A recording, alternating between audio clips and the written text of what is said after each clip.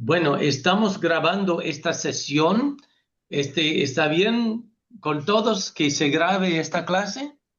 ¿Nadie tiene Sí, inconveniente? pastor. Ok, muy bien.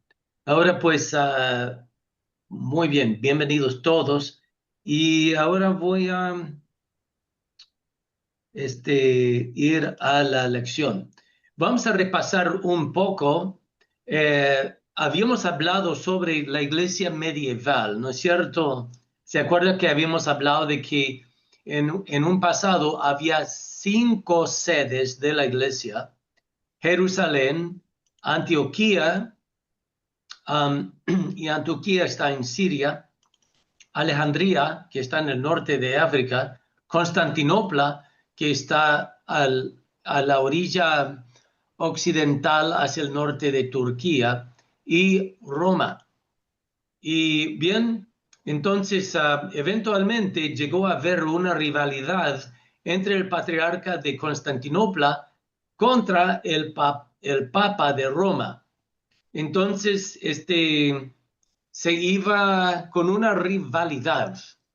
Entonces, León el Magno, eh, que era el Papa 45, um, que estaba en el quinto siglo, ¿verdad? Él eh, fue un papa significante porque él es conocido por haberse reunido con Atila el Juno en el año 452 y de haberlo convencido no invadiera Roma. Y eso fue impresionante porque el gobierno civil había colapsado, había caos, pero la iglesia de Roma mantenía orden. Y unos años más tarde, en el 455, en una situación similar, los vándalos saquearon a Roma, pero el Papa consiguió que se respetara la vida de sus habitantes y que la ciudad no fuera encendida. Y entonces fue reconocido, um, y publicó un documento de doctrina, que llegó a ser fundamental para el concilio de Calcedonia, el cuarto concilio ecuménico. Entonces, ahí es cuando él hablaba de la unión entre las dos naturalezas de Cristo, que es una sola persona, pero Cristo tiene su naturaleza divina, su naturaleza humana, pero en una unión. Y él inventó la expresión la unión hipostática. O sea que él era un papa muy importante eh, en la historia, ¿verdad? Pero también León Magno asumió el título Pontifex Maximus que habían abandonado los emperadores romanos desde el 382. Entonces, es interesante que fue él que empezó a trabajar en la primacía del obispo de Roma. Entonces tenía su alegato, um, basándose en que entendía que él era el suplente de Pedro, tomando una interpretación de Mateo 16, que Cristo dijo, tú eres Pedro y sobre esta roca edificaré mi iglesia. Y también la encomienda en Juan 21, apacentad mis ovejas, como que quería arguir que Cristo con eso le daba primacía a Pedro y que él, como obispo de Roma, aunque Pedro fue oriundo de Galilea, murió en Roma. Entonces, con esos argumentos, eh, quería convencer al mundo entero que como Papa de Roma, él debe tener autoridad sobre todo el mundo. Pero tú sabes, este argumento sostiene la Iglesia Católica Romana hasta el día de hoy. Pero Cristo dijo que que no deben señorear sobre otros. Vemos también que Pedro no era perfecto, él era inestable, fue corregido por Cristo, también por el apóstol Pablo, y el alegato del Papa asume que la autoridad no fue otorgada solamente a Pedro personalmente, sino a su oficio como obispo de Roma.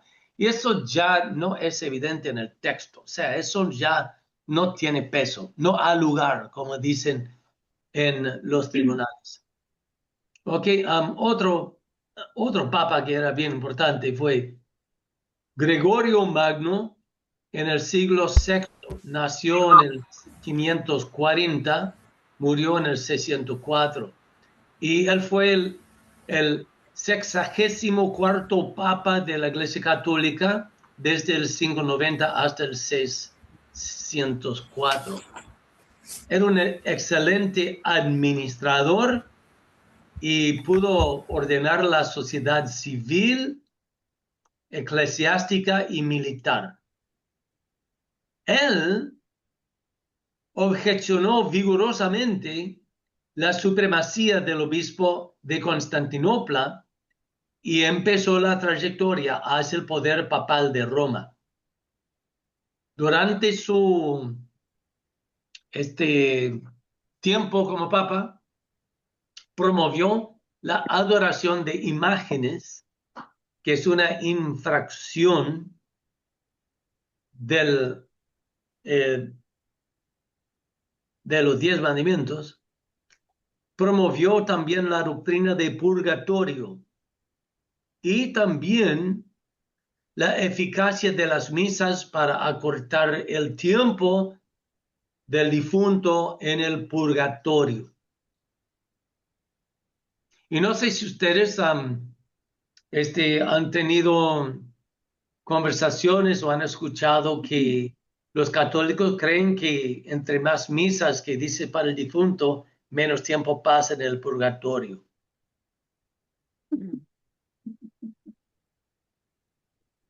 ¿Han tenido alguna experiencia de eso con los familiares? Sí, sí, ¿Verdad? Sí. Entonces ya todavía sostiene eso, pero remonta sí. hacia... Pastor, ¿podría repetir otra vez cómo fue, cómo él... Sí, este papa eh, promovía de que si se muere alguien, si tú, si tú programas una cantidad de misas en honor a la persona que murió, Mm, eso acorta el tiempo que le toca en purgatorio. ujú. Eso no serían los novenarios,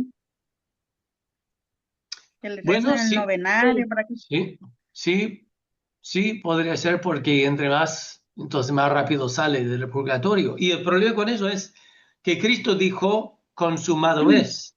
Él lo pagó en la cruz. La obra está ya consumada es, ya terminó. Pero el concepto de purgatorio es como que, no, que tú crees en Cristo y todo, pero no fuiste tan bueno, así es que tienes que sufrir un poco en el purgatorio para purificarte antes de ir al cielo. Pero es la sangre de Jesús que purifica. Sí. Entonces Ellos, ya, mm, sí, ellos creen que, por ejemplo, como dijo la hermana, si uno hace las novenarias, eso va a ayudar a liberar a la persona del purgatorio más rápido. Por eso también yo creo que a veces la gente desvela toda la noche. ¿Estoy equivocada en eso? Hermanos, que por eso quedan toda la noche y orando y todo, porque eso ayuda a que su alma tal vez se escapa del purgatorio, o eso es solo, me estoy equivocando. Sí, mayormente en un velatorio se reza el rosario completo cada Ujú. 3 horas. Cada 6 horas. Cada, cada 3 horas. Cada 3. Oh, Sí, ok. y después, ese desde el día que muere, y después se le entierra, se vuelve a rezar, Son después 9 días. al otro día ya empieza ya con el novenario de 9 días. Mm, y sí.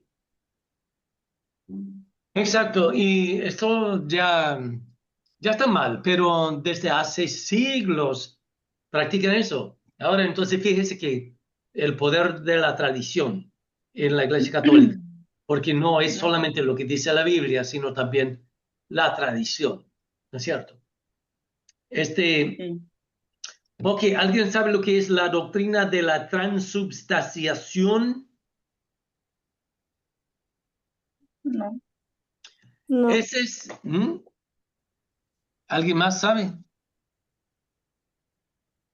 La transubstanciación es la enseñanza de que cuando el sacerdote bendice los elementos de la cena del Señor en la misa, el vino literalmente se convierte en la sangre de Jesús y la hostia se convierte literalmente en el cuerpo de Jesús. Entonces ya eso es transubstanciación y pues toman de una manera eminentemente literal. Cuando Cristo dijo, esto es mi cuerpo que por vosotros he partido, y se dijo en Juan 8, si no, de cierto les digo, si no beben mi sangre y comen mi carne, no tendrá parte en la vida eterna.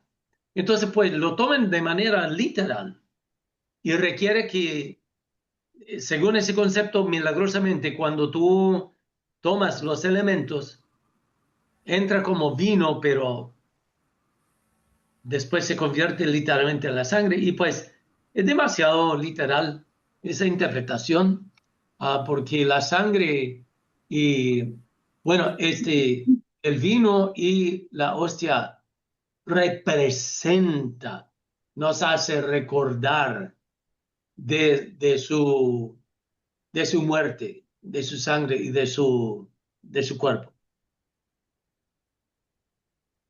¿Sí? Ok. Entonces ya nosotros no queremos eso.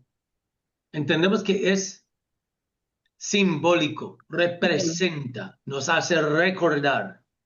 Durante la Santa Cena debemos hacerlo con mucha reverencia y debemos hacerlo muy sensible a la presencia de Dios. De hecho, el culto en sí, todo el culto en sí, se debe, ah, se debe hacerse con con una clara, con un claro entendimiento de que Dios está entre nosotros, Dios está aquí, para que no lo hagamos como si cualquier cosita.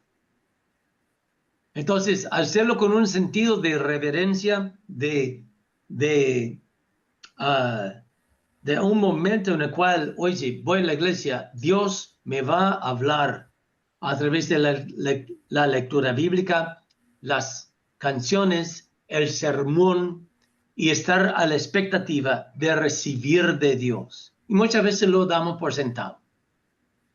Y no vamos a la iglesia preparado, no vamos a la iglesia con reverencia, sino por rutina, pero es cosa que debemos hacer. Bueno, ok, entonces Gregorio Magno enfatizaba eso y también era un gran defensor de la vida monástica, el tema de los monjes y las monjas en su monasterio y todo eso promovía bastante.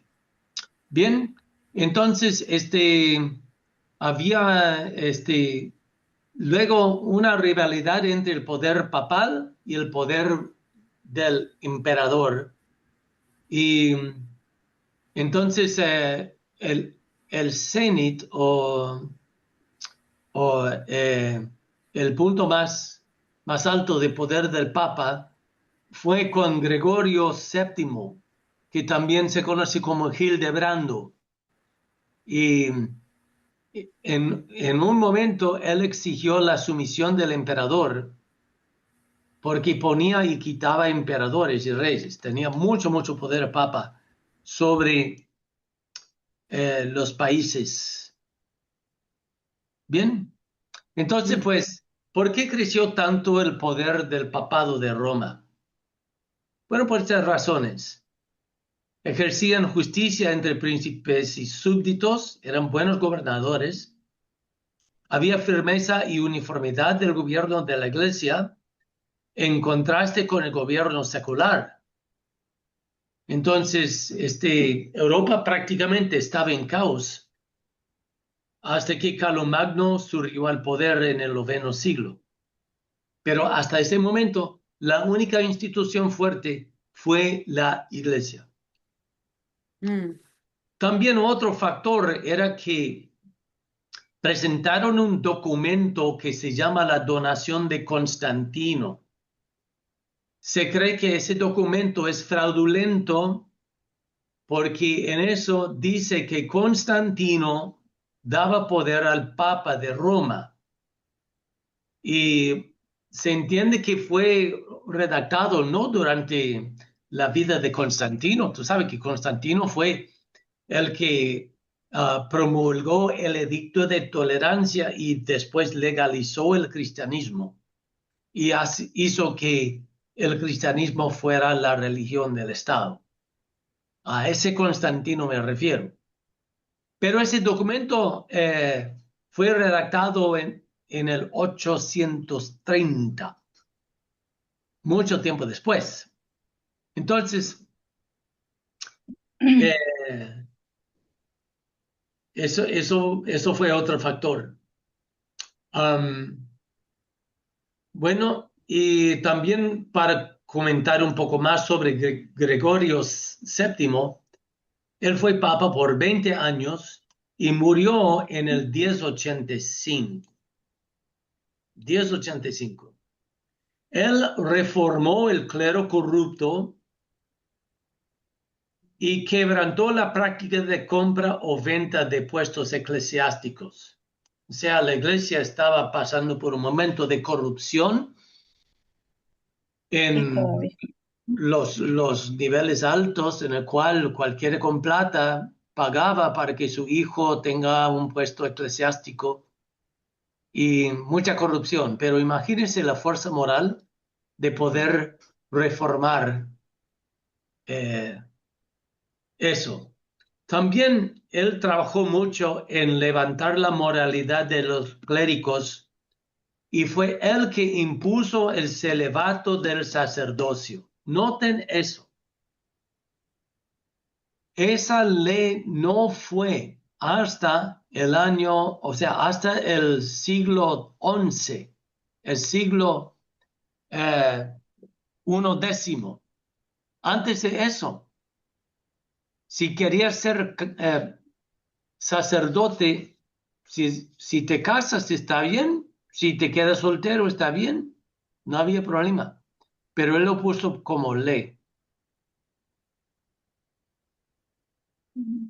Todo aquel que quiere ser sacerdote tiene que practicar el celibato, no puede casarse. ¿Y bien? Y también se independizó de los emperadores. Si unos siglos antes los papas ponían y quitaban emperadores, después declinó la autoridad del papa y llegó a ser lo contrario. Eran los emperadores que ponía el papa que querían. Entonces, Gregorio VII puso eso al fin. Y también, requirió que todas las acusaciones contra un sacerdote y las relaciones con la iglesia se juzgasen entre cortes eclesiásticas, no delante de los gobernantes.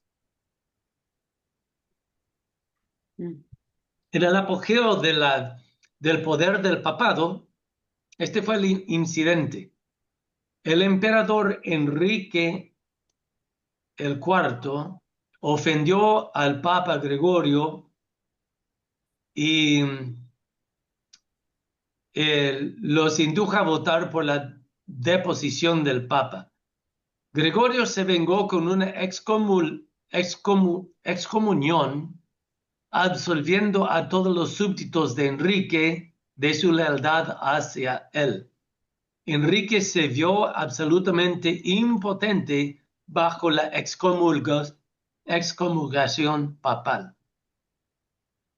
Entonces, en el año 1077, el emperador, habiendo puesto a un lado todas las posesiones reales, con los pies descalzos y vestido de lana, permaneció por 3 días de pie ante la puerta del castillo. Y al fin se sometió y recibió perdón del Papa. Y entonces ya de aquí viene la expresión ir a Canosa, que significa sumisión al Papa o a la Iglesia. ¿Ustedes han escuchado esa expresión, ir a Canosa? No, No, yo tampoco. Quizás en España puede ser. no sé. ¿Ok? Ahora, después, Enrique recuperó el poder y le hizo guerra al Papa y lo sacó de Roma. Y bueno, poco después murió Gregorio VII o Hildebrando. Aquí en Paraguay yo he visto un negocio que se llama Hildebrand y de ahí es un apellido de allá. Ok, entonces empezó después a declinar el poder del Papa. Ahora, no sé si ustedes sabían, pero en el año 1305 hasta el 1378 mudaron la sede desde Roma hasta otro pueblo y en Francia, Aviñón. Y entonces ya los papas estaban bajo las órdenes de los reyes franceses. ¿Sabía eso? No, No, por 70 años había papas y antipapas y los órdenes papales se desobedecían libremente. Entonces perdieron su autoridad y no hacían caso a las excomuniones o excomulgaciones. No hacían caso de eso. Y bueno, entonces después volvieron a Roma y entonces se pudo definir realmente quién fue el Papa en el 1414. Y bueno, esto es un poco de lo que pasaba en la iglesia medieval. Algunas noticias en cuanto al poder del Papa, llegando a su apogeo en el 1077, pero después se iba declinando el poder del Papa. Entonces, un poquito de historia. Ahora, vamos a mirar un poco sobre el tema del surgimiento del Islam, ¿verdad? Y antes del Islam, Arabia Saudita estaba dividido entre los reinos cristianos y judíos, y había paganos en la parte del sur. Entonces, los dos reinos cristianos eran estos, los Ghazanid y los Lakbid. Entonces, cada uno de ellos estaban en la frontera árabe con el Imperio Romano por el oeste, los Ghazanid, y los Lakbid condilaban con el Imperio Persa.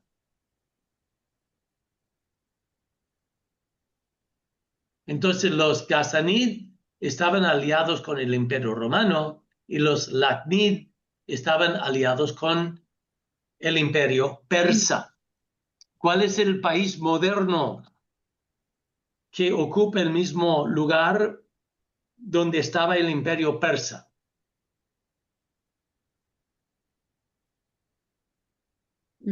Irán. Irán. Ahora hay una ola de conversiones al cristianismo, que los musulmanes están abandonando, o sea, los iraníes están abandonando el Islam como nunca antes y se convierten al cristianismo. La gloria sea para Dios. Pero bueno, te das cuenta, hoy en día Arabia Saudita es 100% casi, solo que hay extranjeros que son cristianos, pero cualquiera que es oriundo de Arabia Saudita es sí o sí musulmán, a menos que se convierta en secreto, ¿no? Pero en la antigüedad había dos reinos cristianos y en el sur había un reino judío muy grande. ¿Bien? Y bien, entonces, así un poco de la historia de Arabia Saudita.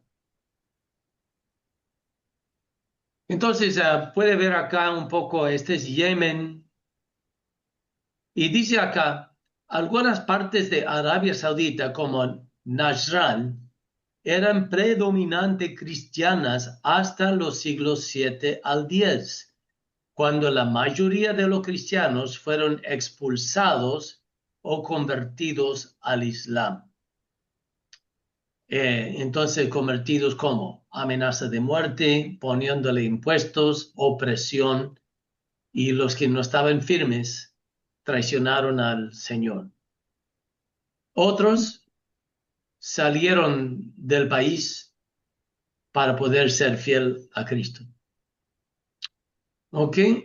Uno de los jugadores clave en Arabia en ese momento fue el reino de Himyar. Eso fue establecido en el segundo siglo y se convirtió al judaísmo. Entonces había judíos y cristianos en cualquier lado de Arabia Saudita. Y bueno, como que está avanzando el tiempo, vamos a avanzar un poco.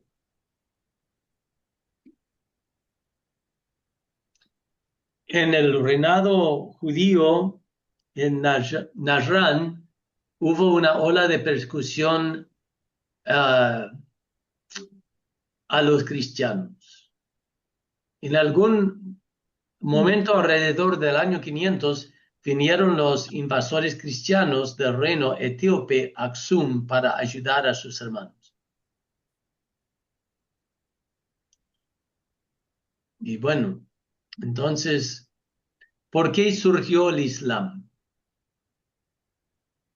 Tenía una teología sencilla y sin controversias.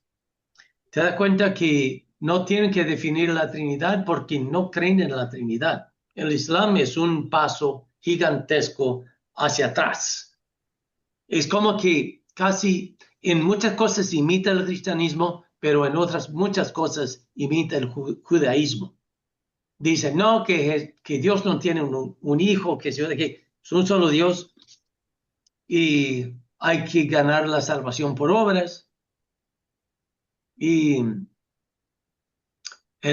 hay que abstenerse de carne de chancho.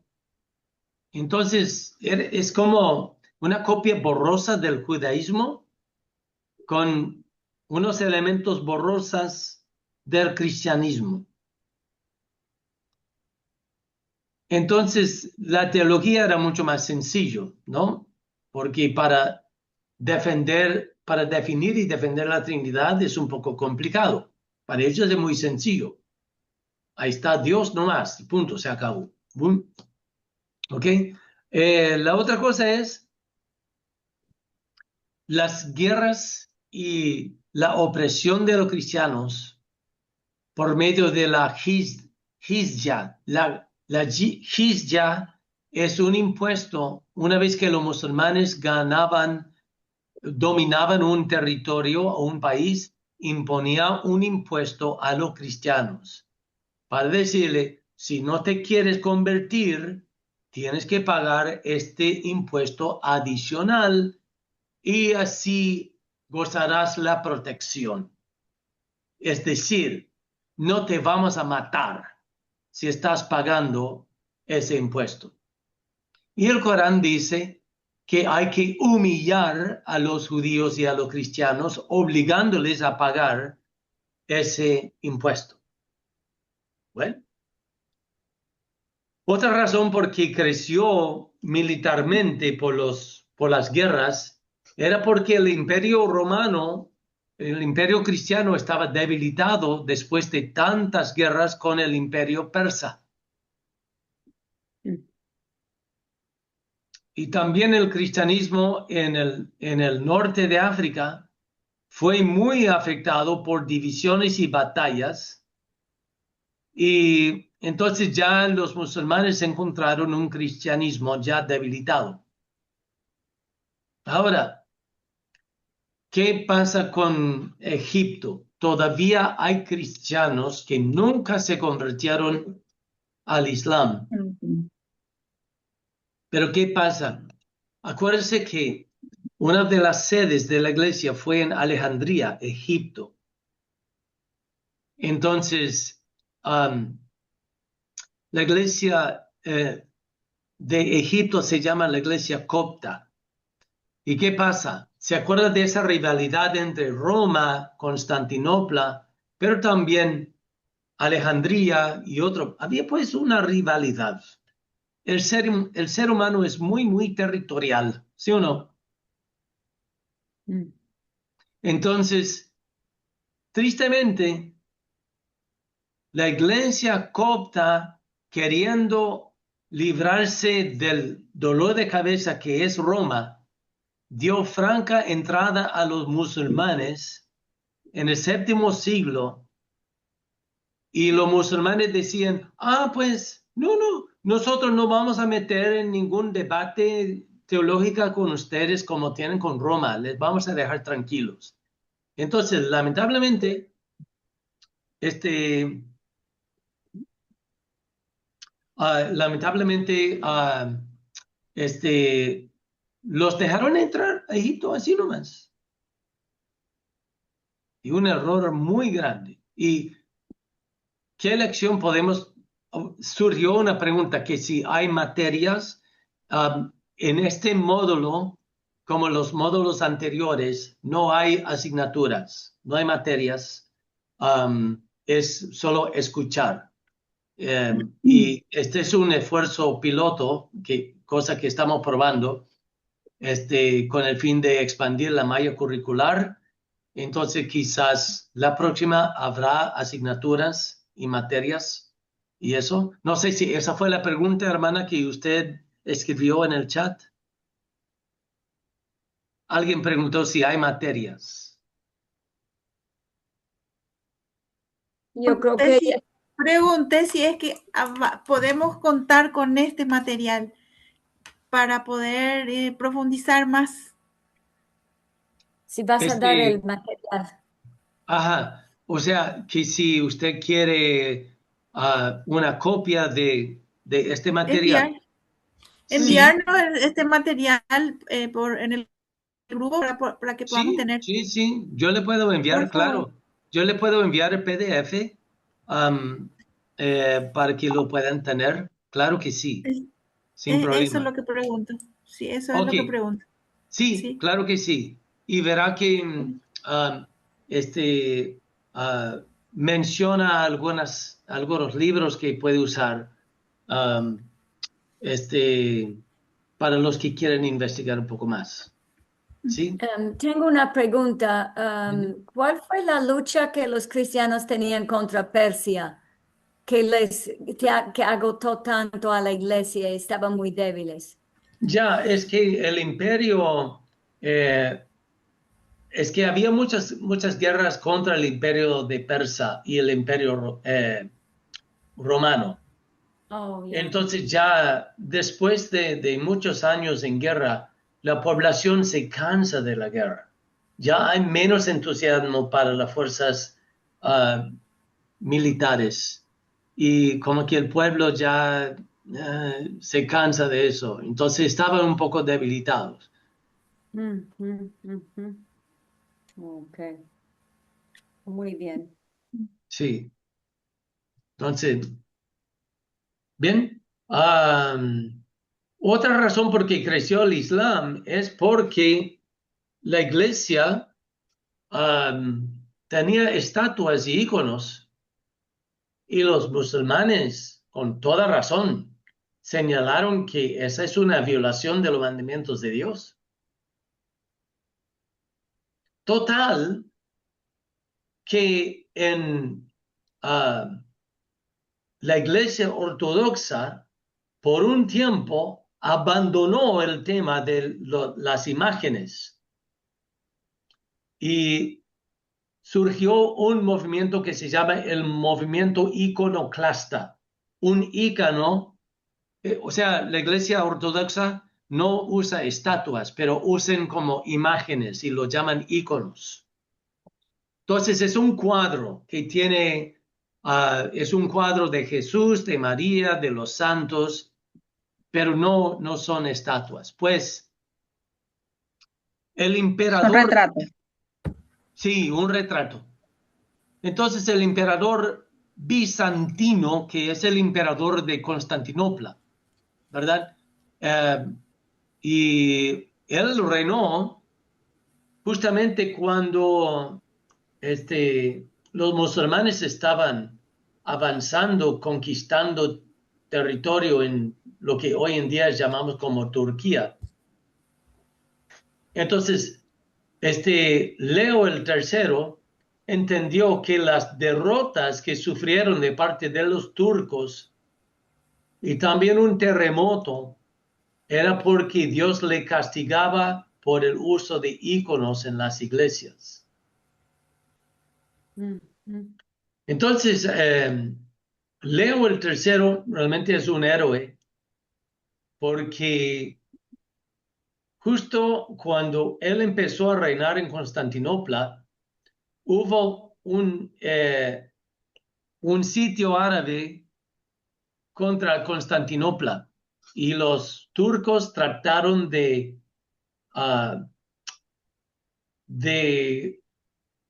conquistar Constantinopla, pero perdieron y se retiraron. El emperador Leo, imagínense, lo que pudo haber sido la bendición para la iglesia ortodoxa, hermanos. Mira, Leo mandó a quitar los íconos de Cristo y los santos y en su lugar puso la cruz o la Biblia o los elementos de la Santa Cena. Imagínense. Hasta mandaron a pintar los íconos en las iglesias con pintura blanca. Tristemente, se levantó oposición a los iconoclastas. Iconoclastas significan los que rompen los íconos. Entonces, si alguien habla con si alguien debate de manera muy irreverente y muy agresiva, puedes decirle, tiene una tonalidad iconoclasta. Entonces, como que faltando la reverencia, faltando el respeto, muy agresivo, es lo que quiere decir. Entonces, ¿dónde empezó la oposición a los iconoclastas? Los monjes que confeccionaban íconos porque perdían negocio. Y el imperio bizantino se divide violentamente sobre el tema de los íconos en el año 720. Después, Juan de Damasco defiende los íconos, arguyendo que son copias, no más. Y que decía esa distinción que para mí es ilegítima y no ha lugar, diciendo, no estamos adorando los íconos, estamos venerando, no más. Y así habla la Iglesia Católica también. Veneramos hasta ahora. a María. Sí. Y entonces Hasta ahora es así. es un invento eso. Es un invento porque la Iglesia Ortodoxa en uno de sus artículos exige que hay que besar inclinarse y adorar a los íconos. Tristemente, perdieron la oportunidad de librarse de esa mala práctica. Y más triste todavía fue que en el segundo concilio de Nicea, no lo confunda con el credo de Nicea, eso fue antes, mucho antes. Pero en el segundo concilio de Nicea, en el año 787, declara la Iglesia Ortodoxa que aquellas imágenes eran legítimas y que eran más bien veneradas y no adoradas. Y hasta hoy, la Iglesia Ortodoxa declara, qué triste, declara que el primer domingo de la Cuaresma es el triunfo de la ortodoxia para celebrar el triunfo del uso de íconos. A mí me da mucho pesar esa situación. La controversia seguía por mucho tiempo, pero por fin se calmó en el siglo IX. Pero es bien triste que volvieron a usar íconos en la Iglesia Ortodoxa. Por poco rectificaron ese problema. Qué pena. Bueno, ok. Vamos a rebobinar otra vez al siglo VIII. ¿Pregunta? Una ¿Comentario? pregunta. Sí. Sí, entonces Leo III quitó los íconos. Él dijo que eso no estaba bien, pero después volvieron a Bueno, retomar. a la gente no le gustó y los monjes que producían los íconos, pues de eso vivían. Y otros pensaban, bueno, por tanto tiempo lo estamos haciendo, ahora dice que está mal, porque, pero es que lo que le impactó de que los musulmanes, esa fue una razón por qué creció mucho el Islam, por el uso de ídolos y íconos, tanto en la Iglesia Ortodoxa y en la Iglesia Romana. Un error muy grande. Y nosotros como evangélicos queremos ser celosos en asegurar que nuestra práctica y nuestra enseñanza tiene base bíblica. Y si hay algo que contradice la sana interpretación de las Escrituras, hay que dejarlo. Y me preocupa que vienen personas y dicen que son apóstoles y son profetas y luego hacen un montón de cambios y cosas. Y se va acumulando costumbres y cosas que no son bíblicas. Entonces, se predican mal, ¿verdad? Ok, vamos a rebobinar al siglo VIII. En el año 732, Carlos Martel venció a los ejércitos musulmanes en Tours, Francia, y paró el avance de los moros. Gloria a Dios por eso. Habían conquistado toda España y iban a conquistar Francia también. Pero gracias a Dios, Carlos Martel los paró. Disculpe, ¿quiénes eran los moros? Los musulmanes que habitaban en España. Ah, ya. Y suena un poco fuerte, pero hay una ciudad en México que se llama Matamoros, Sí, ¿verdad? Y entonces ya eso remonta a las batallas que tenían contra los moros. Y muchos de los moros, pues, fueron, los moros fueron expulsados de España y de Europa en el año 1492. Echaron fuera a todos los musulmanes y los judíos que no querían convertirse al catolicismo. Y así terminaron la ocupación islámica de España, que duró 400 años. Gloria a Dios por eso. Gloria a Dios por eso. Ahora pues, por la inmigración, los musulmanes a propósito buscan refugio, ¿dónde? En países cristianos. ¿Con qué fin? Quieren plantear el Islam en los países cristianos y los gobiernos neciamente lo permiten. Y es preocupante. Hay otra razón también. Una falla del Islam es que el Islam no sabe producir un buen gobierno. Por eso Europa y los Estados Unidos y Canadá es tan atractivo porque son mejores gobiernos con más justicia, más infraestructura, mejor economía, porque los países musulmanes no gobiernan tan bien, digamos, en su mayoría no gobiernan bien. Y es por eso que en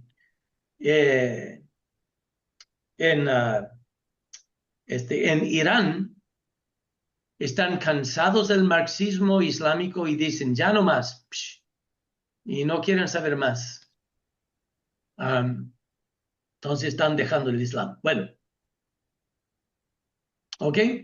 Ahora, sin embargo, no hay que ignorar que durante la historia, los musulmanes han sido muy agresivos y ambiciosos de conquistar tierras cristianas y llegaron a un punto muy preocupante.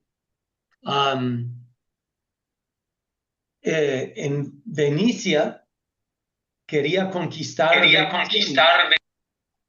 y quería conquistar hasta Roma, los turcos. Pero el rey de Polonia en el año 1683 apoyó y venció a Mehmed el IV y salvó Europa occidental de una conquista islámica. Gloria a Dios por eso.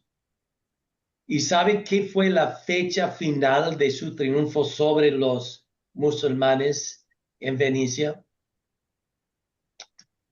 Fue el 11 de septiembre.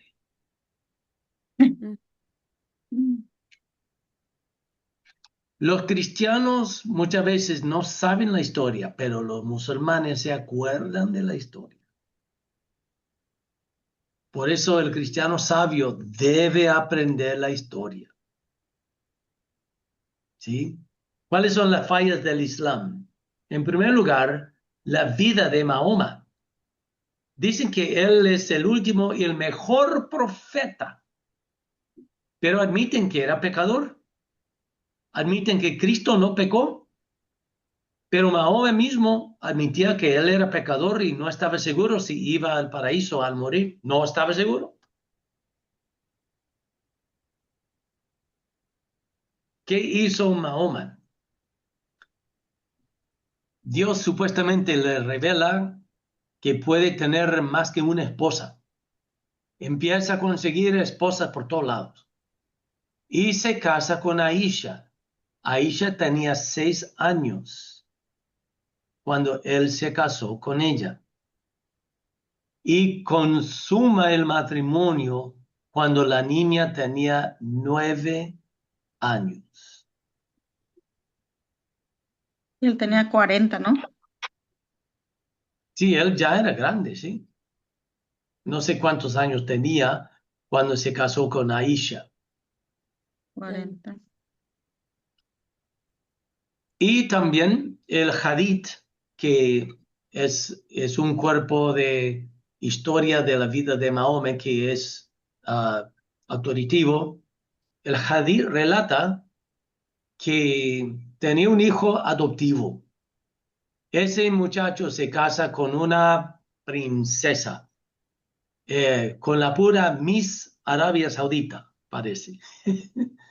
Hermosa, su forma, su cara, y deseó la esposa de su hijo adoptivo. Entonces luego su hijo se divorcia de ella para que él pudiera casarse con ella. Y después dice que recibió una palabra de Dios diciendo, sí, está bien, de que él ya tenía su tiempito con ella y entonces ya está bien que se divorcie para casarse contigo. Entonces, cometía atrocidades y después venía una profecía justificando sus barbaridades que él hacía. Y son cosas que en un contexto de amistad cercana con un musulmán, pregúntale, ¿y tú qué piensas de eso?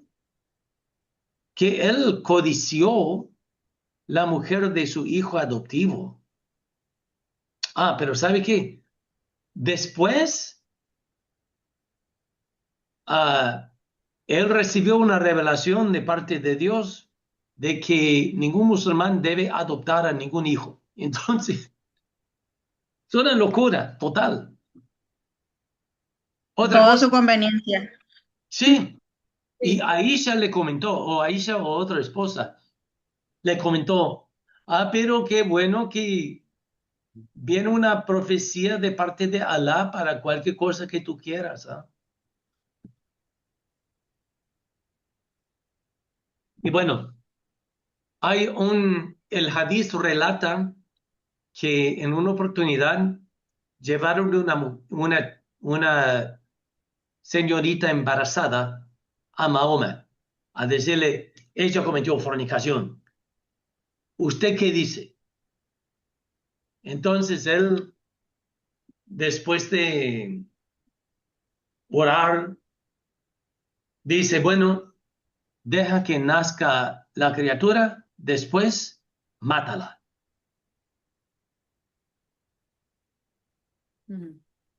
Todo lo contrario de lo que hizo Jesús. La mujer sorprendida en adulterio la llevaron a él igualito. ¿Y qué dijo Jesús?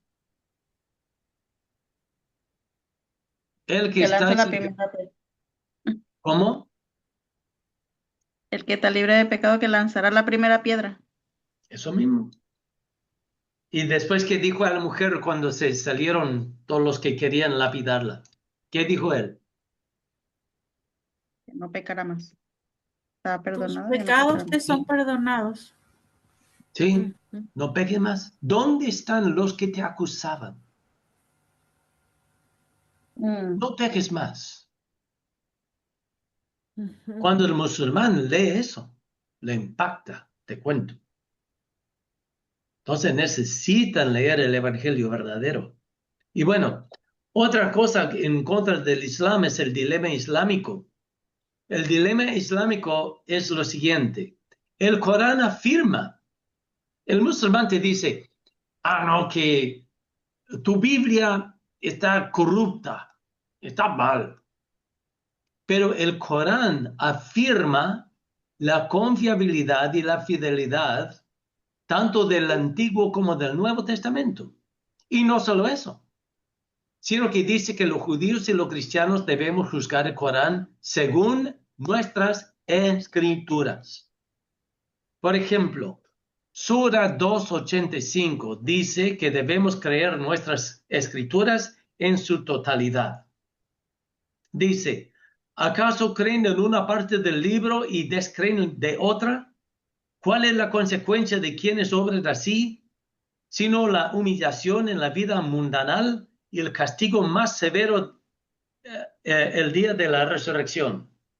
Sepan que Dios no está desatento de cuantos hacen.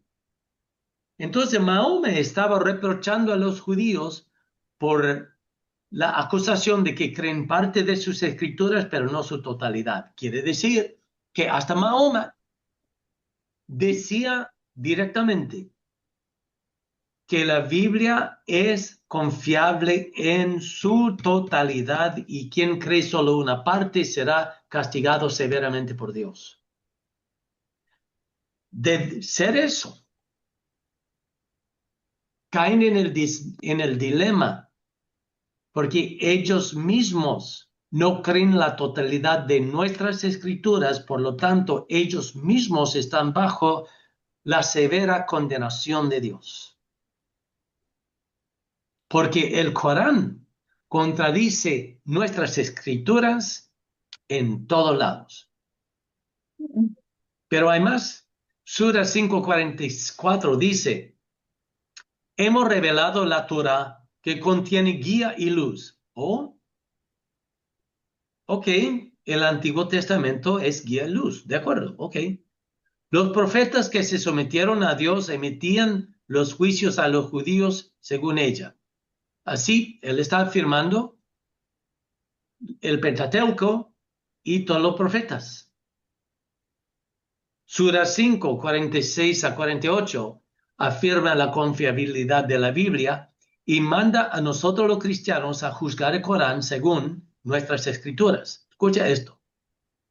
Hicimos que le sucediera a Jesús, hijo de María, en confirmación de lo que ya había de la Torá. Hasta aquí, de acuerdo. El Nuevo Testamento afirma el Antiguo Testamento. Muy bien, Mahomecito. Excelente. Entonces, sigue Sura 46. Le dimos el Injil. Injil es árabe que significa evangelio. Le dimos el Injil en el que hay, ¿qué cosa? Guía y luz.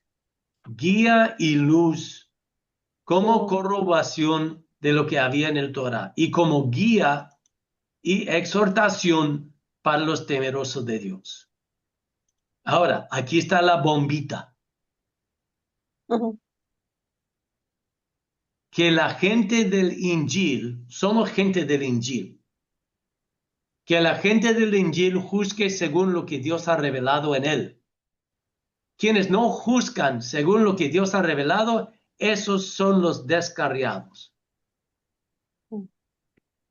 Ellos, por su Corán, son descarriados. Y su libro está descarriado. Porque dice que debemos juzgar el Corán según nuestra Biblia. Pierde el Corán.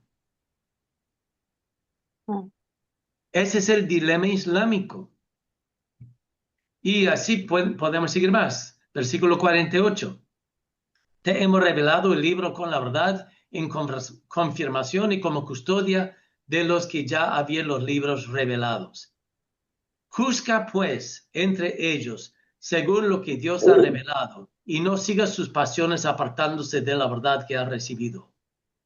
Entonces imagínense, lo que está diciendo aquí es supuestamente que el Corán coincide con el Nuevo Testamento y el Antiguo Testamento. Y otra vez, juzgad pues según lo que Dios ha revelado. ¿Ok? Vamos a juzgar el Corán según lo que Dios ha revelado y veremos que el Corán está totalmente equivocado. Totalmente. Y es su libro que dice eso. Puedo seguir con más. Los musulmanes dicen que nuestro libro es corrupto, pero el Corán dice en Sura 3, 3 a 4, que nuestra Biblia es de Dios y sirve para capacitar a los cristianos a discernir entre lo verdadero y lo falso. Dice, Él te ha revelado el libro con la verdad, en confirmación de los mensajes anteriores. Y sigue así con el mismo tema. Sura 18, 27 dice que no se puede cambiar las palabras de Dios. Entonces, no es el Corán que dice que se corrompió el Nuevo Testamento y el Antiguo Testamento.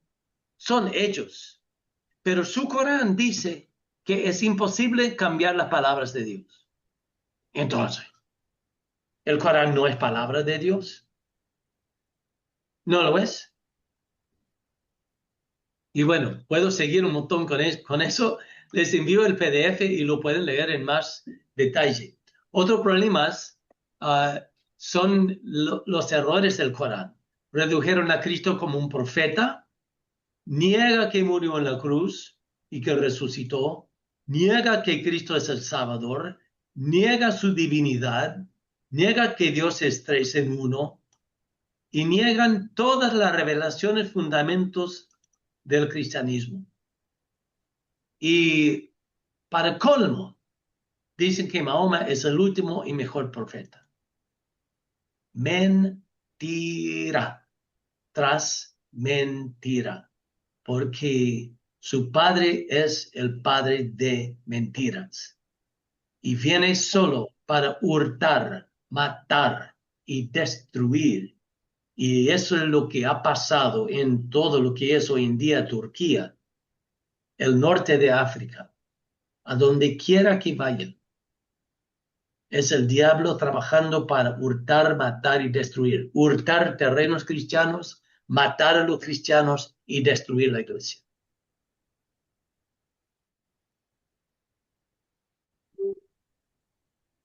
Pintan el cielo como un deleite carnal para Eso los es en hombres. Turquía. ¿Cómo? ¿Cómo es en Turquía actualmente? Se cortó el sonido. Pregunta otra vez. ¿Cómo es en Turquía actualmente esto? Bueno, domina el Islam totalmente. Hay un pequeño porcentaje de cristianos en Turquía. El presidente de Turquía dijo que no quiere más misioneros porque presenta un riesgo a la seguridad nacional. En Turquía, después de la Primera Guerra Mundial, que coincida con la caída del Imperio Otomano, se libró un masacre de cristianos. Mataron a más de 1 millón de cristianos armenianos. Dios mío. Deportaron a los cristianos griegos, los enviaron a Grecia. Grecia expulsó a los musulmanes y los mandaron a Turquía. Por eso casi no hay cristianos en Turquía hoy en día. Hicieron un intercambio. Sí, una mutua deportación. Sí. Entonces, el gobierno turco no acepta responsabilidad por el holocausto. Y el holocausto de los cristianos armenianos es donde Hitler sacó la idea del holocausto judío cuando intentó exterminar todos los judíos de Europa. Le dijeron, nadie te va a permitir a eso. Y él dijo, mira lo que pasó a los armenianos en Turquía. Entonces, podemos hacerlo.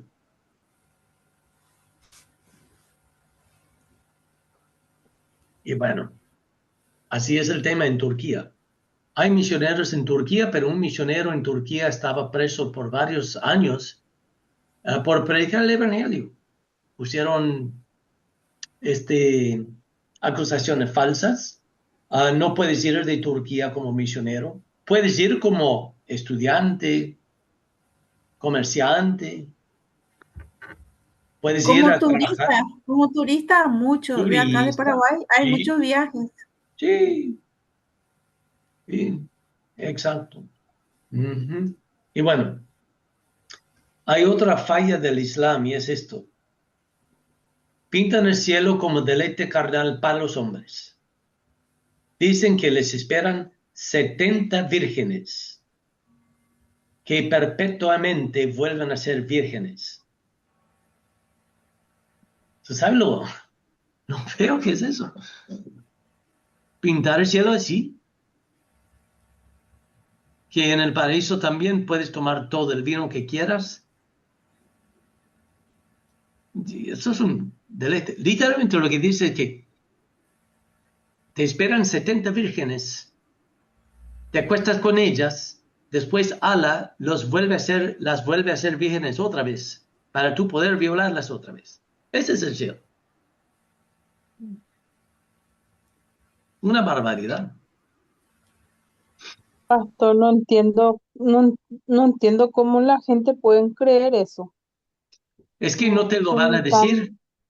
No van a son decirte eso en detalle. incoherencia Pero total de la Sí, pero ahora con el internet, estas cositas ya no lo pueden tapar. Y por eso muchos están dejando el Islam en el mundo entero. En los pasados 100 años, más musulmanes se han convertido al cristianismo que en todos los siglos anteriores. Los cristianos Gloria a Dios estamos por eso. orando por los musulmanes. Gloria a Dios. Y el internet da información. Ya pueden ver lo que están escribiendo los misioneros, lo que escriben los apologistas.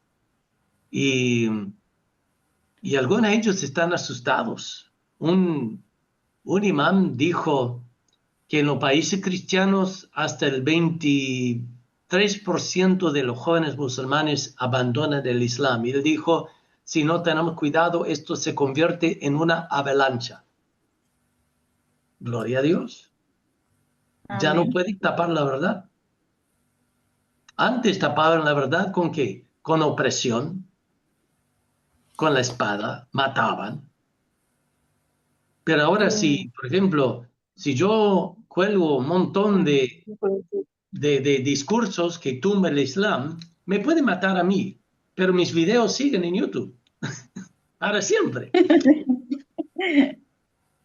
¿Sí? Entonces, eso es lo que está pasando. Y bueno, su esfuerzo misionero fue mediante la espada y opresión. Te dan 3 opciones. O te conviertes, o pagas el impuesto, o te matamos. O sea, o te vas. Si no te conviertes, tienes 3 opciones. Te vas, pagas el impuesto, o si no, te matamos. Y esto lo han dicho vez tras vez una vez que dominan un país.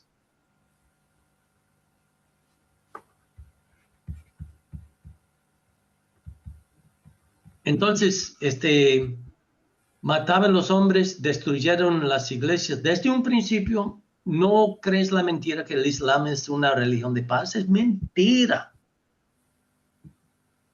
Muchos musulmanes son buena gente. Y debemos ver los musulmanes y hacernos la pregunta, ¿quiero que vayan al infierno?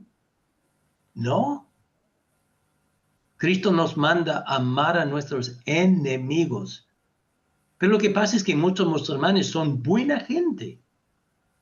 Pero aun si son malos, ¿realmente queremos que vayan al infierno? Dios se encarga de eso. A lo que nosotros nos compete es explicarles el evangelio. Testificar a un musulmán. Hay cierta cosa que tienes que entender, pero puedes llegar al grano con un musulmán con esta pregunta. ¿Tú crees en Dios? Sí. ¿Tú crees que Jesucristo es el Hijo de Dios? No, eso no. Ok, está bien. ¿Has llegado a la seguridad de que si murieras hoy irías al paraíso? Eso no sé. Bueno, la Biblia dice que puedes saber. ¿Quieres saber lo que la Biblia dice sobre la vida eterna? Y ahí tú explicas el Evangelio.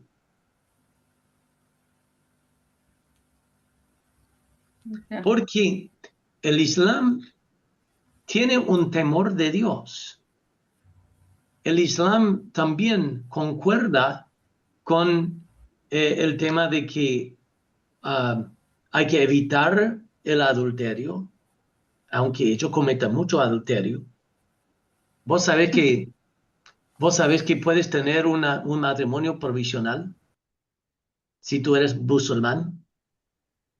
Por ejemplo, una parejita, un hombre casado que se y ve una chica que le gusta y caen y se acuestan.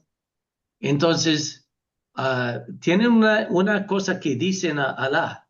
Dicen, bueno, es que somos casados. Y boom, se lanzan a la cama. Y después dicen, bueno, nos divorciamos y chao. Y así evitan la fornicación. ¿Qué tú crees? Un montón de cosas que la gente no sabe.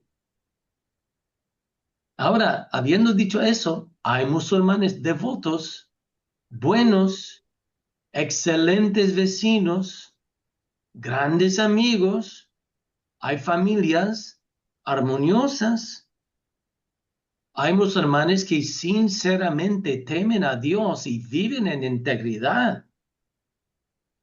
Pero también hay budistas que tienen familias unidas y viven en integridad. Hasta hay ateos que tienen familias unidas y viven en integridad. El tema es que si creen en Cristo o si niegan a Cristo. Ese es el tema. Porque tú y yo sabemos que todos hemos pecado y estamos destituidos de la gloria de Dios. Por más bueno que sea el musulmán, budista, ateo, hinduista, por más buena gente que sean, por más buen amigo que sea, necesitan a Cristo. Ahí está.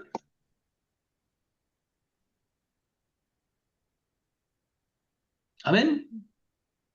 Así Así que es. la historia es bien triste.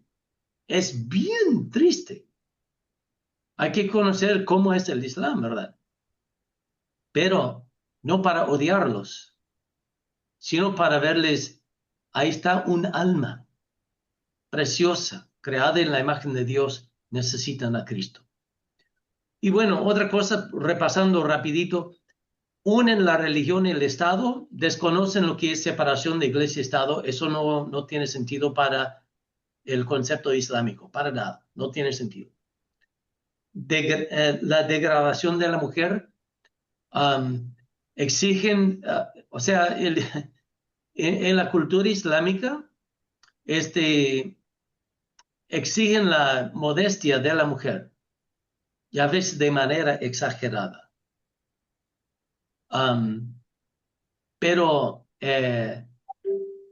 muchas veces los papás, para asustar a sus hijas, a no coquetear, a no vestirse de cierta manera, las insultan y las maltratan. Y a veces desprecian a la mujer. Aquí estamos viendo que hay maridos que salen y hacen compras para la casa y llevan las compras a su casa. ¿Sabe por qué? Porque no dejan que salga la mujer. Si sale, los bangladeshis tapan a la mujer y algunas veces solo tienen esto. Tapan hasta la cara, no solo el cabello, sino la cara.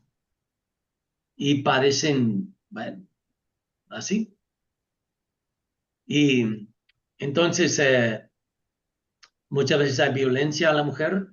Si un musulmán quiere divorciarse de su esposa, solo tiene que decir, te divorcio, te divorcio, te divorcio. Ya está. Diciendo 3 veces, te divorcio, ya, ¡pum!, bota a la mujer y consigue otra. Y así como nada. Entonces sus hijos tienen que adaptarse a la nueva mamá. Así nomás. Y bueno, entonces dicen que respetan a la mujer, pero no todos respetan a la mujer a pesar de su cosa. Y como había dicho, una vez que dominan un país, lanzan una opresión sistemática a los cristianos y a veces persecución. En Nigeria están secuestrando niñas, las obligan a renunciar al cristianismo y casarse con un viejo, secuestran niños para criarlos como musulmanes y hacen un montón de atrocidades en algunos lugares. Algunos lugares. Nigeria, por ejemplo.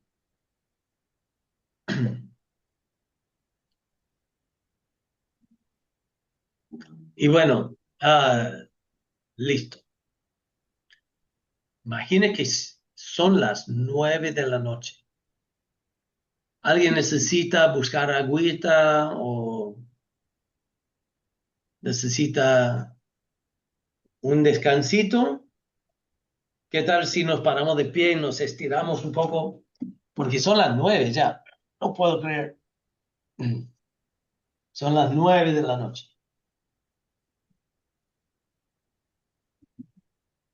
¿Quieren un minuto o seguimos? Sigamos, pastor. De nuestra Ok. parte, sigamos. O a no ser que vos No, yo estoy necesitan bien. Sí. algún descanso. Porque Ok. vos sos la que hablas. No, yo estoy bien. Tómese Ah, su agüita, pastor. sí, tengo mi agua por acá. Ok, ahora, el Santo Imperio Romano, trataron de resucitar el Imperio Romano. Entonces lo llamaron el Santo Imperio Romano en el siglo IX hasta el siglo XI. Entonces intentaron eso y vamos a ir un poco rápido. Carlo Magno, que vivió en esta época, ya fue llamado por los germanos y también los franceses como Carlo Magno. Su nieto fue Carlos Martel, el vencedor en Tours que paró el avance de los moros en el año 732. Y bien, entonces, quería que el Santo Imperio Romano durase 1000 años, pero solo duró por un corto tiempo con una autoridad real en Europa, porque los descendientes de Carlomagno no eran tan hábiles como él. ¿Ok? Entonces, si escuchas del Santo Imperio Romano, eh, a eso se refiere. Empezó por Carlomagno. Ok, ahora, aquí estamos viendo algo. ¿Qué dice aquí? La separación entre qué? Las La iglesia iglesias. latina. Latina y griega. Y ellos hicieron una mutua excomulgación. ¿En qué año? 1054. 54. 1054. ¿Ya? Entonces, ah, prácticamente ya estaban divididos. Durante 100 años, la relación normal entre papas y patriarcas se caracterizó por una lucha de poder. Y al final, en el 1054, el mensajero del papa fue a Constantinopla y puso en el altar del Catedral Santa Sofía el decreto de excomunión. ¿Qué hizo el patriarca? Pues él expidió su decreto de excomunión a Roma y a cualquier iglesia que se sometía al Papa. Y desde ese tiempo las iglesias latina y griega se han mantenido separadas, no reconociendo ninguna la existencia eclesiástica de otra. La iglesia romana, que dice, son la única iglesia verdadera en la tierra. Eso es lo que dice. La iglesia ortodoxa griega dice lo mismo. Dice que ellos son. Y entonces ya, interesante. Vamos a mirar algunas diferencias de las doctrinas y ceremonias entre la iglesia latina y la iglesia ortodoxa. El tema del Espíritu Santo. Los latinos repiten, el Espíritu Santo procede del Padre y del Hijo. Nosotros los evangélicos también abrazamos eso porque eso viene del credo de Nicea. Y el credo de Nicea es muy bueno. Ok, los griegos dicen que procede del Padre, pero dejan fuera al Hijo en procedencia del Espíritu Santo. Y sobre esa diferencia se realizaron muchos debates. Se escribieron innumerables libros y aún se derramó sangre en una amarga lucha. Nos cuesta entender por qué pelean tanto eso, pero es lo que pasó. ¿Y por qué pasó? Porque creían en una sola iglesia. Entonces, eso resultó en esa lucha entre Constantinopla y Roma, pensando que la iglesia única y verdadera debe ser visiblemente unida bajo un solo, eh, un solo líder. Eso fue lo que quiso hacer Roma. Constantinopla no quería hacer eso. Mejor hubieran estado en que, ok, aquí estamos en Constantinopla, ustedes en Roma, que Dios me lo bendiga y todo bien. Pero no, Roma quería imponer su autoridad. Y bueno, ok. Bueno, ustedes saben que llegó el momento cuando la Iglesia de Roma prohíbe el matrimonio de los sacerdotes, pero en el Oriente nunca pusieron esa regla. El sacerdote ortodoxo puede ser casado con su familia sin ningún problema. Y ya usted sabe, la Iglesia Latina adora estatuas, la oriental íconos. Interesantemente, la Iglesia Latina usa pan sin levadura, pero la griega usa pan común. Bueno, entonces, también en Roma la Iglesia dominaba el Estado, en Constantinopla la Iglesia estaba sumisa al Estado. Entonces, algunas diferencias. Ok, las cruzadas. Bueno, ¿alguna pregunta hasta ahora?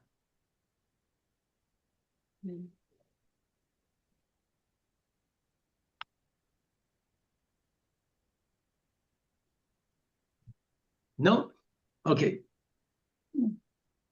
Vamos a hablar un poco sobre las cruzadas. Eso fue algo de la Edad Media bajo la inspiración y mando de la Iglesia. Y comenzaron en estas fechas.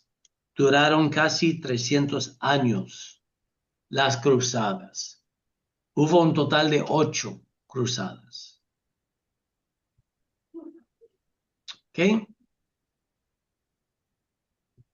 La ¿Qué primera significa cruzada. la cruzada?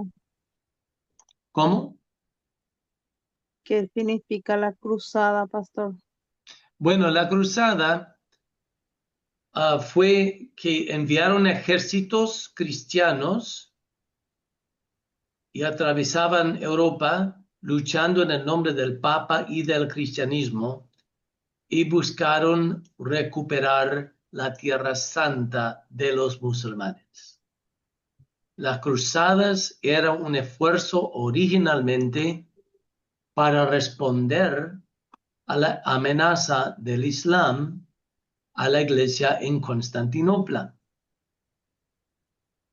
Así que la primera cruzada fue en el 1095. El emperador bizantino Alexios Comnenos solicitó que sus hermanos europeos vengan a defenderles de los musulmanes. Acuérdense, la iglesia ortodoxa y romana apenas se dividieron unos 40 años antes, pero ahora estaban pidiendo ayuda. Hay que entender la agresión de los turcos en Asia Menor. Los turcos impedían a que los cristianos hiciesen peregrinaje a la Tierra Santa y también amenazaba la iglesia bizantina. Así que el Papa Urbano II dijo, ok, ¿quieres que vayamos a defenderte de los musulmanes? Está bien, vamos a defenderte, pero la condición es que se tienen que someter a nosotros, tienen que someterse a mí, el Papa. Y los obispos dijeron, oh, bueno, está bien, por favor, vengan a ayudarnos. Y cuando los obispos volvieron a Constantinopla a decirle, buenas noticias, chicos, Roma viene a defendernos de los turcos. ¡Yay! Pero con la condición de que nosotros nos sometemos a Roma. No, no, no, no, no. Y el pueblo violentamente rechazó el convenio, total, que ya habían salido los soldados de Europa para defender Constantinopla y llegan a Constantinopla, tocan la puerta y no les abren, porque la iglesia griega no quería someterse a Roma. Entonces los soldados dicen, chicos, ¿ahora qué vamos a hacer? Híjole, bueno, vamos a liberar la tierra prometida, vamos a Jerusalén. ¿De acuerdo? Vamos. Y se fueron a Jerusalén, o sea, para pintarlo en términos, perdón, así leves, eso es lo que pasó. Y bien, entonces, pues, fueron a pelear contra los musulmanes. Los musulmanes originalmente se les llamaba sarracenos. Y los sarracenos fueron un grupo de pueblos nómadas y seminómadas que dominaban en el Medio Oriente. Y bueno, entonces fueron a pelear contra los musulmanes. Y en ese trajín vieron que había tribus musulmanes que odiaban a otras tribus. Entonces colaboraban con ellos y a veces peleaban juntos con unos musulmanes para atacar otra tribu de musulmanes. Y fue un revolú, ¿no es cierto? Y bien, entonces,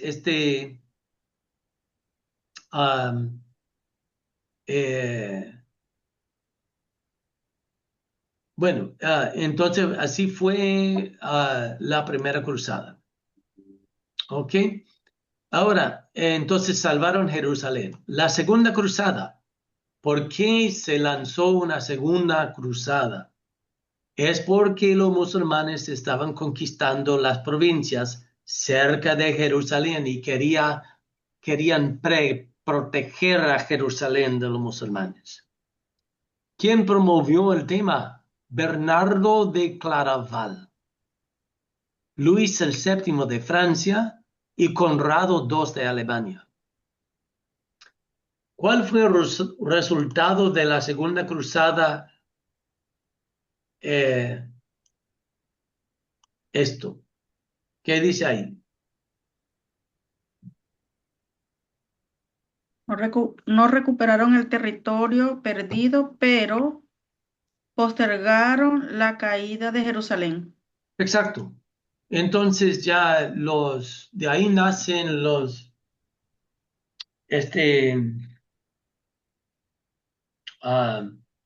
de ahí se levantaba castillos en la tierra prometida de los cruzados. La tercera cruzada fue en este año, en el siglo XII, y el motivo fue que Saladín, los sarracenos bajo Saladín, reconquistaron Jerusalén. O sea, en la primera cruzada arrebataron Jerusalén de los musulmanes.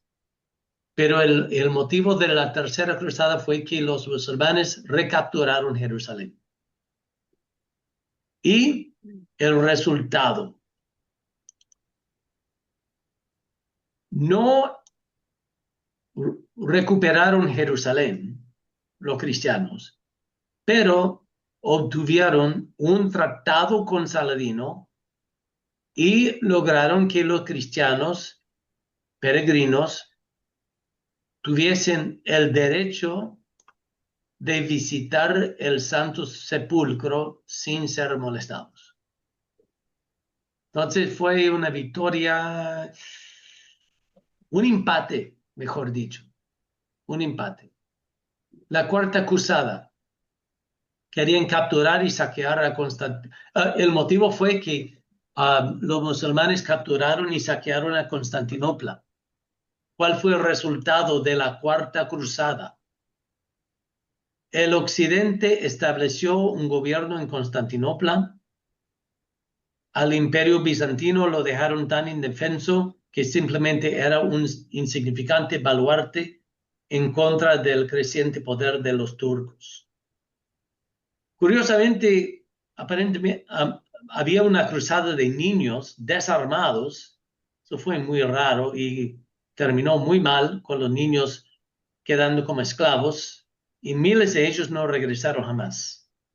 La quinta cruzada, el motivo fue de atacar los sarracenos en Egipto y en Siria. sin resultado. Sin La resultado. sexta cruzada, otra vez, de retomar la Tierra Santa.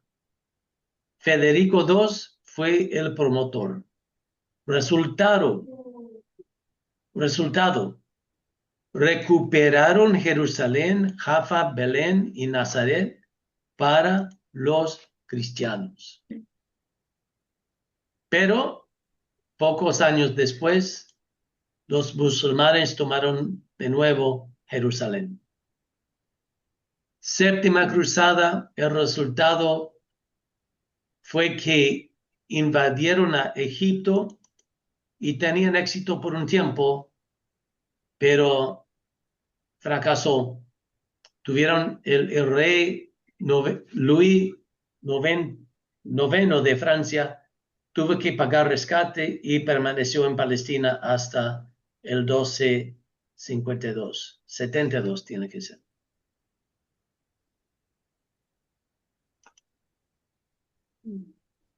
La octava cruzada. Otra vez Luis IX, junto con el príncipe Eduardo de Inglaterra, pues entraron por África, pero terminó en fracaso. Entonces, ¿cómo podemos asesorar las cruzadas? A la postre, fracasaron en liberar la Tierra Santa. Los reyes y príncipes que conducían las cruzadas siempre estaban en discordia. No había unidad. Entonces, a cada jefe le preocupaba más sus propios intereses que la causa común. Las cruzadas le faltaba logística, infraestructura para fundar y mantener un reino en la Tierra Santa de tanta distancia. Pero ¿cuáles fueron los logros de las cruzadas? Lograron que el gobierno turco protegiera a los peregrinos cristianos. Cesó la persecución de los cristianos. Belén, Nazaret, Jerusalén prosperaron en riqueza debido a la oleada de peregrinos. Después de las cruzadas, las agresiones musulmanas en Europa se reprimieron. Y la experiencia de estos siglos despertó a Europa al peligro islámico. Por desgracia, Europa ha quedado en amnesia de la historia y están volviendo a aprender esa misma lección. Otro resultado que fue en el año 1492, los españoles subyugaron el reino moro y expulsaron a los musulmanes del país. Las naciones europeas se conocieron mejor entre sí y gozaron de un respeto mutuo. Y las cruzadas dieron un gran impulso al comercio debido a la demanda de armas, provisiones y naves. ¿Alguna pregunta sobre las cruzadas?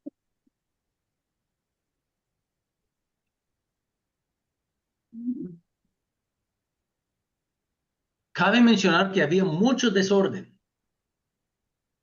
Había atrocidades que cometían no solamente contra los musulmanes, sino también en todo el camino a Jerusalén. Saqueaban pueblos judíos, cristianos. Era un desorden. Entonces, no es totalmente lindo la historia de la cruzada, aunque se entendió que empezó como un esfuerzo para defender a los cristianos. Sí. No. Bueno. Ok, ¿algún comentario, pregunta sobre las cruzadas? ¿No? No. Ok. Ok. Bien, ahora, entonces, ¿qué pasa? Si tú estás conversando con un musulmán,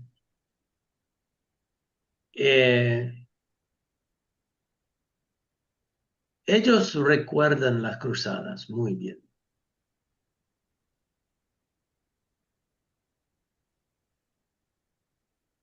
Entonces, es delicado el tema con ellos, porque desde su óptica te van a contar de cuántos musulmanes mataron, y ese debate puede ser cíclico, porque nosotros también podemos hablar de cuántos cristianos mataron ellos. Sí, sí. Entonces, ¿pero por qué ocurrieron las cruzadas? Eso fue una respuesta, imagínense, después de cuántos siglos de agresión islámica, y después se lanzó las cruzadas. O sea, ¿quién empezó la pelea? No fue la iglesia. ¿Había desorden? Sí. ¿Había atrocidades? Sí. Pero en la guerra siempre hay atrocidades. Entonces, por eso Cristo decía, bienaventurados los pacificadores. Y tenemos que guardar el corazón.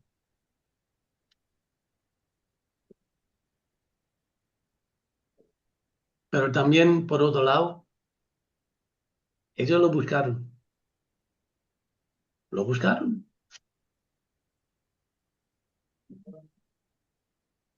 Y bueno, ok. Vamos a mirar un poco del arte y la literatura medieval.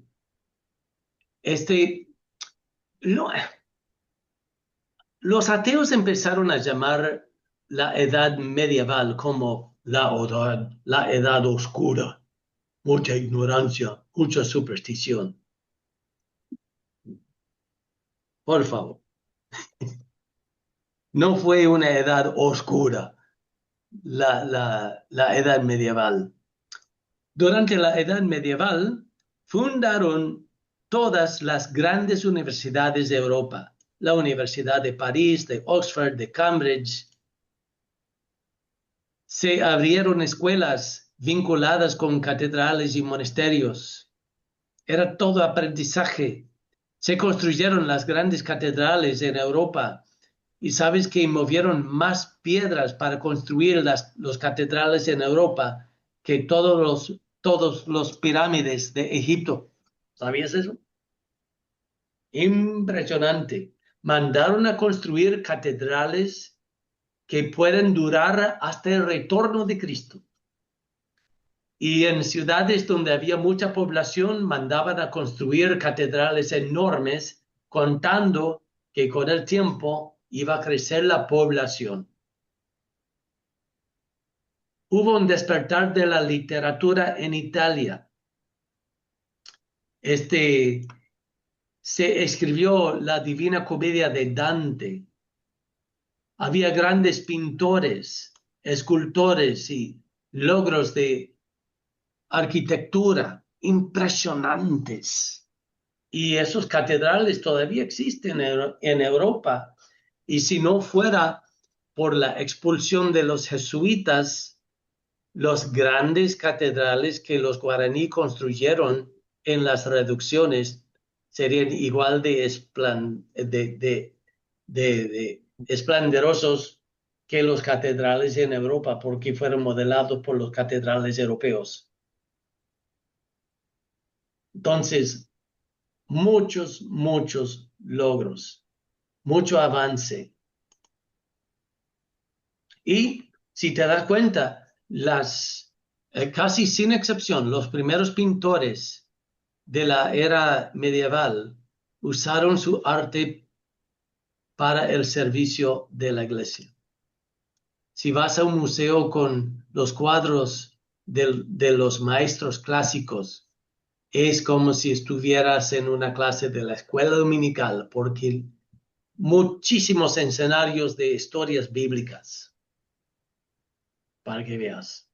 Durante la edad medieval, hubo escolares que son ya grandes hombres en la filosofía. Anselmo fue un filósofo, un arzobispo, un segundo Agustín, y escribió un montón de obras. O sea,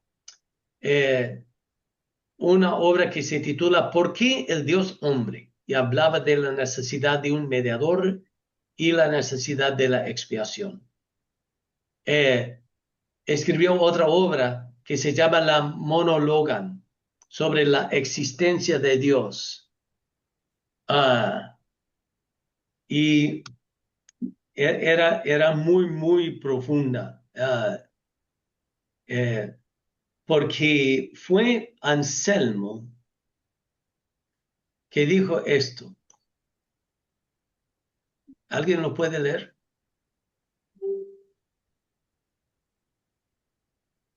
El monólogo, Sí, existencia de Dios, Ujú. credo ut intelligam, creo para poder entender. No busco, en efecto, entender para creer, sino que creo para entender. Ahora, Uy, entiende, un poco complicado. pero es profundo, son pensadores profundos de la edad medieval. ¿Qué va que fue la edad oscura? De ninguna manera.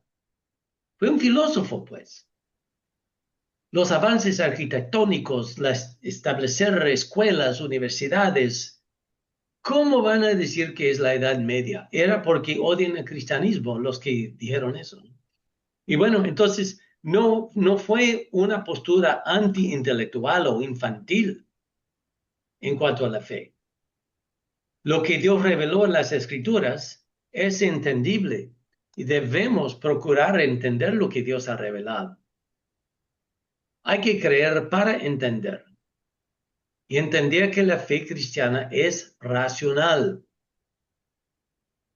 o sea, coherente, entendible.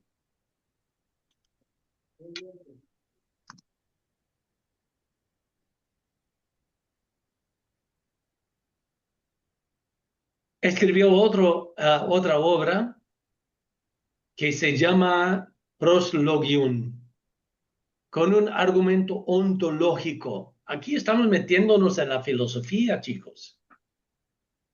La edad medieval fue impresionante.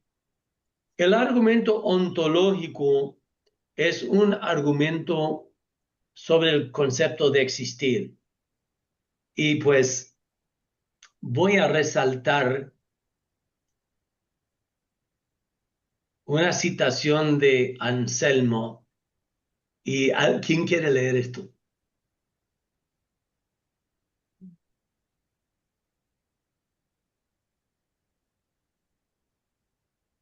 ¿Nadie quiere leerlo? Dios es Sí. eso, el más grande de lo que no puede ser concebido. Entonces ya tú sabes que estas son expresiones muy, muy profundas. Es decir, que Dios es más grande que todo lo que podemos entender. Y bueno, entonces ya son pensamientos muy profundos. Yo puedo, o sea, solo estoy mencionando brevemente esto. Otro monje fue fundador de la Universidad de París, Pedro Abelardo. Vivió en esta época. Durante su vida,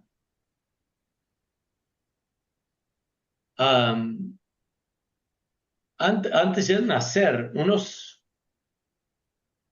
30 y pico de años antes de nacer, no, perdón, hubo la división entre la cisma final entre la Iglesia Ortodoxa y la occidental, pero también ocurrió la caída de Constantinopla poco antes de nacer. Entonces, imagínense. Y bueno, ok, entonces Pedro Abelardo establece la Universidad de París, la madre de muchas universidades. Pero se enamoró con una monjita y lo hizo, pero lo hizo bien, porque ellos decidieron dejar sus votos para poder casarse bien.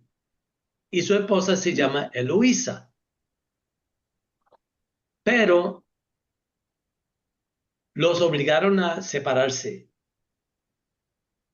Y esta parejita casada dejaron de vivir juntos y cada quien ingresó en un convento separado.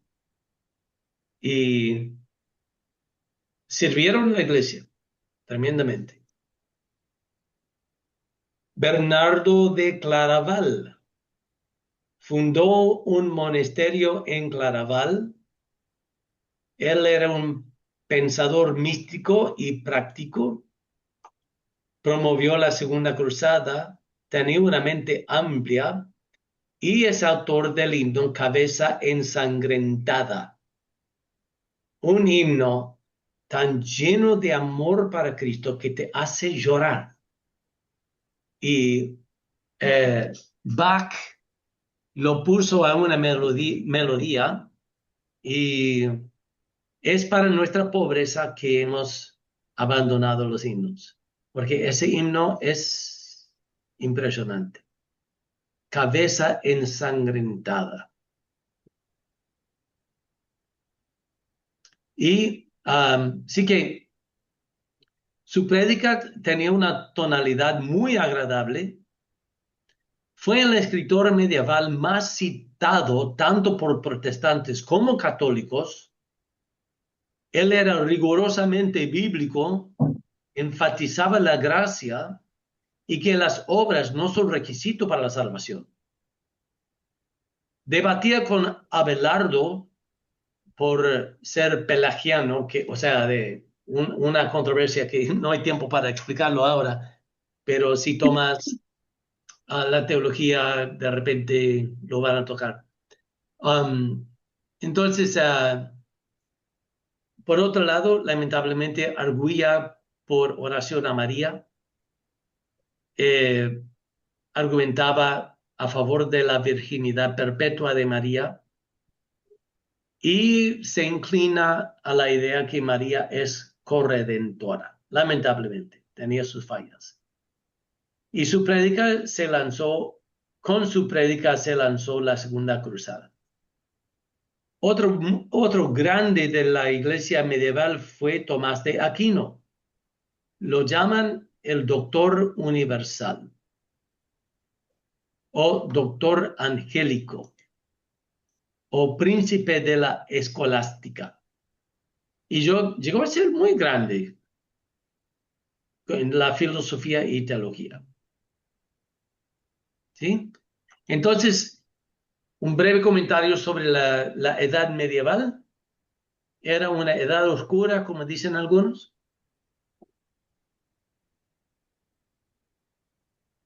¿Sí o no? No. No. ¿Produjo qué cosa? Se fundaron las primeras ¿qué? En Europa. Universidades. Universidades.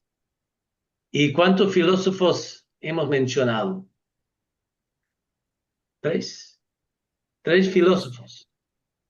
Si vos estudias filosofía, obligadamente tienes que estudiar Anselmo, Aquino y Abelardo. Bien, ok. Son las 9:30. Ya han sido 2 horas. Sí. ¿Qué tal si lo dejamos hasta aquí? Y el próximo lunes vamos a empezar con presagios de la reforma de la iglesia. ¿Qué le parece? ¿Está bien? Está bien. Está bien, pastor. Están diciendo gracias a Dios. Ya Sí. hay 2 motivos por los cuales ustedes no van a ir a purgatorio. Número 1, porque purgatorio no. Número 1, porque no es bíblico. Número 2, por sí que existe, pueden decir, no, yo tomé la clase de historia con el hermano Dean. Y entonces ya, si hay purgatorio, pues con eso tú sabes. Ahora mi tema con mi papá. Dice que Ah. cuando yo muera, él va a rezar por mí para que yo no vaya al purgatorio. Oh, Y yo le digo, en mi casa eso no se va a hacer, pero si vos querés hacer donde quieras, hacer, hacer lo tuyo. Eso fue sabio porque no estás, para no ofenderle a él. Sí, Pero yo es le bueno que dije tú que dijiste él que... podía hacer lo que quiera porque yo ya no voy a saber nada de lo que él haga, Ujú, pero yo sé dónde voy. ujú, exactamente. Mm, mm. Y entonces, sí, qué bien. Bueno, ¿algún otro comentario, observación que pueden tener?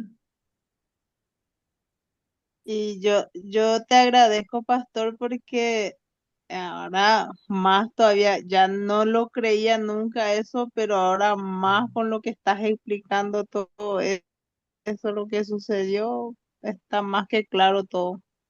Ujú, Lo que estamos siguiendo es a Cristo. así es. ¿Qué se acuerdan del dilema islámico? ¿Se acuerdan algo de eso? Sí, que en nuestra Biblia, o sea, nosotros tenemos que corroborar el Corán más o menos, ¿verdad? Sí. Aceptan que el Nuevo y el Antiguo Testamento están bien, pero después no siguen, no creen. Se contradicen. Sí. Exacto. Y el problema es que el Corán, a decir que debemos juzgar el Corán según la Biblia, el Corán pierde. Porque el Corán dice que la Biblia es confiable y que debemos creer toda la parte, no algunas partes. Entonces nosotros con el criterio que el Corán pone, condenamos el Corán. Y no hay nada que puedan decir. Y ellos también dicen que Cristo es solo un profeta, que niegan que murió en la cruz, Ujú. que Y fue resucitó, resucitado. que es nuestro Salvador. Ujú. Es muy profundo el tema porque el Islam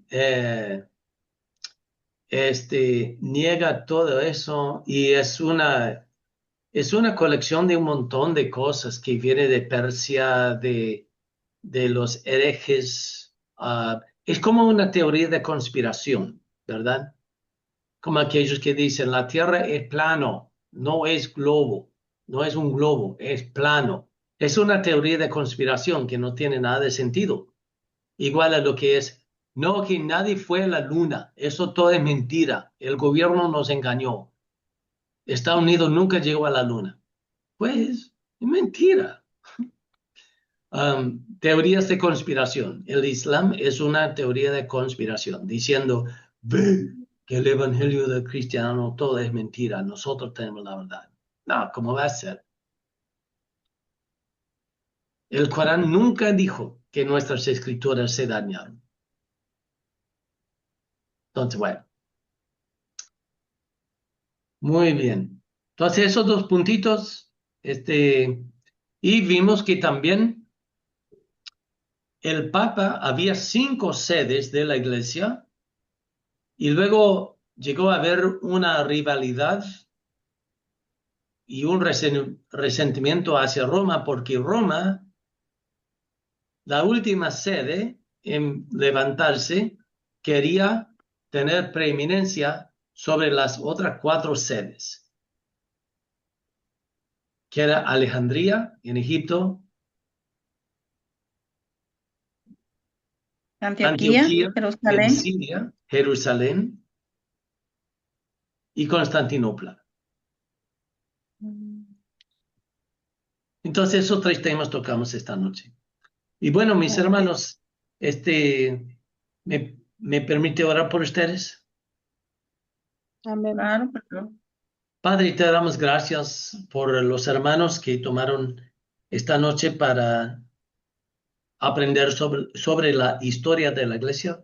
Te pido, Señor, que lo bendigas grandemente y, Señor, que esto les ayude a ser fiel a las escrituras y compartir el evangelio con todos, sea paraguayo, sea extranjero, sea musulmán, sea católico, sea un cristiano apartado, como sea, Señor.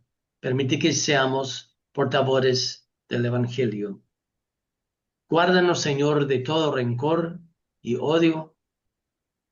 Ayúdanos a vencer el mal con el bien. En el nombre de Jesús, oramos por la conversión de los musulmanes, tanto en Ciudad del Este como en el mundo entero. Y he aquí, Señor, aquí estamos. Guarda y cuida a cada uno de nosotros. Guárdanos, Señor, en tus manos. En el nombre de Jesús. Amén. Amén. Bueno, mis hermanos, Amén. cuídense mucho. Este Feliz video voy a noche. subir. Bueno, muy buenas noches. Este video voy a subir a YouTube. Así Ok. que si en algún momento después quiera revisar. Y les voy a enviar el PDF al final del curso porque mientras doy la clase a veces yo capto un error ortográfico o a veces modifico algo para que sea un poco más,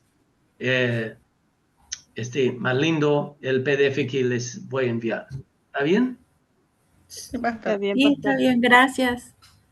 Y Muchas bueno, gracias. que Dios le bendiga, cuídense. Buenas noches, muchas gracias. De nada, gracias a ustedes. Un abrazo, bendiciones.